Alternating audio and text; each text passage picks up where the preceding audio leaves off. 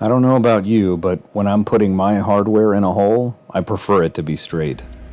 In order to do that, all you need is a piece of metal. I'm using this aluminum block with a pin that fits the insert nicely and is straight, so you can use it as a guide to hold the insert at the right position and orientation while the plastic cools. So here I'm using a soldering iron, heating up the insert, melting it into the part, and then when it's almost all the way in, move that out of the way, stick the block in, and the block is also a thermal reservoir, so it's going to suck the heat out of that insert and freeze it in place in just a few seconds.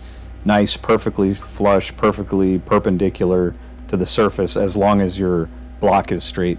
Here I'm putting one in super crooked just to show you that even when it's that bad, bam, put the block on there a few seconds, and then you pull it off and it's perfectly straight, just like the other one was. This one has a little heat damage from the soldering iron, but the insert itself is perfectly straight.